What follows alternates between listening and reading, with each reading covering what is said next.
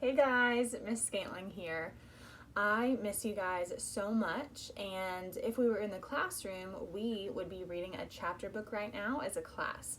So I thought, why not just make this YouTube channel so we can read it together? The book that we're going to read for the next few weeks is called Stuart Little.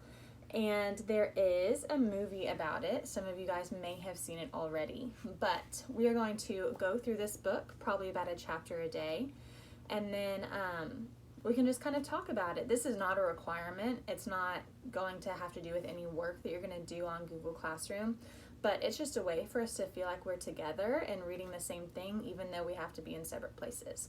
So this is Stuart Little by E.B. White. Here we go. Chapter 1, In the Drain. When Mrs. Frederick C. Little's second son arrived, everybody noticed that he was not much bigger than a mouse. The truth of the matter was, the baby looked very much like a mouse in every way. He was only about 2 inches high, and he had a mouse's sharp nose, a mouse's tail, a mouse's whiskers, and the pleasant, shy manner of a mouse. Before he was many days old, he was not only looking like a mouse, but acting like one too, wearing a gray hat and carrying a small cane. Mr. and Mrs. Little named him Stuart, and Mr. Little made him a tiny bed out of 4 clothespins and a cigarette box. Unlike most babies, Stuart could walk as soon as he was born. When he was a week old, he could climb lamps by shimmying up the cord.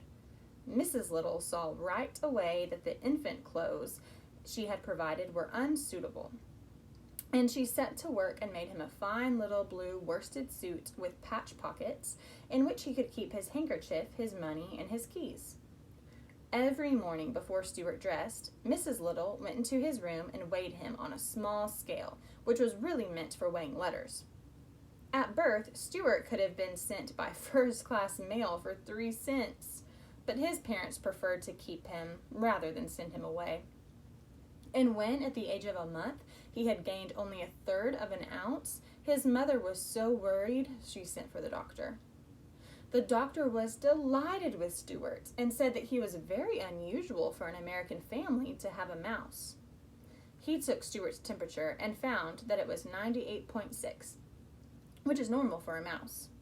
He also examined Stuart's chest and heart and looked into his ears solemnly with a flashlight.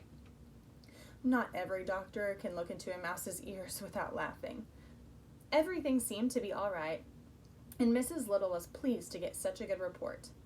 "Feed him up," said the doctor cheerfully as he left.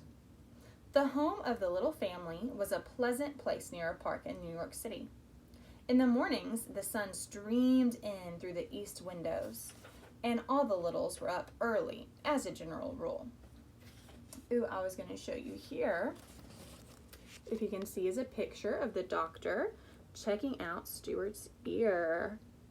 That has to be a small ear checker thing. Let's go on to the next page. The Littles were up early, as a general rule.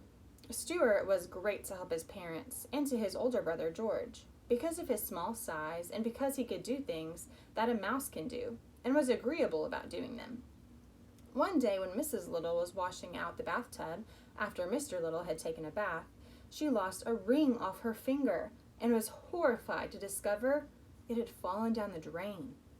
"What had I better do?" she cried, trying to keep the tears back. "If I were you," said George, "I should bend a hairpin in the shape of a fish hook and tie it into a piece of string and try to fish the ring out with it." Is that what you guys would have done? So Mrs. Little found a piece of string and a hairpin, and for about half hour she fished for the ring.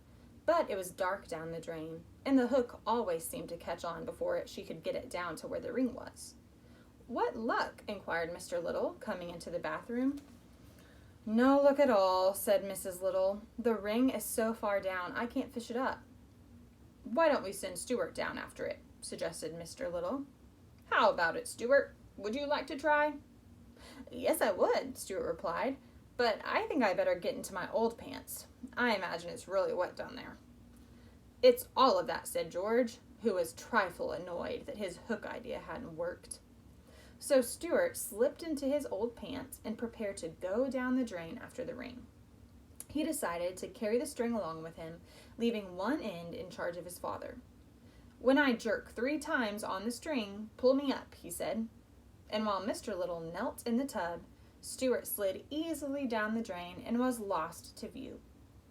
In a minute or so, there came 3 quick jerks on the string, and Mr. Little carefully hauled it up. There at the end was Stuart, with the ring safely around his neck. Here is the little contraption. That was a good idea. Stuart is very helpful. "Oh, my brave little son," said Mrs. Little proudly, as she kissed Stuart and thanked him. "How was it down there?" asked Mr. Little, who was always curious to know about places he had been to, or he had never been to. "It was all right," said Stuart. But the truth was, the drain had made him very slimy, and it was necessary for him to take a bath and sprinkle himself with bits of his mother's violet water before he felt himself again. Everybody in the family thought he had been awfully good about the whole thing. So here is Stuart. That is almost like a perfume bottle. It's called violet water. And so Stuart is having to step on the pump and get the little perfume bottle to spurt out for him to take a shower. Poor Stuart. Well, that is the end of chapter 1. We will pick up on chapter 2 tomorrow, but feel free to talk to your family about it. Talk about maybe what the setting was, what characters you heard in this first chapter of the book, and we will pick it up tomorrow.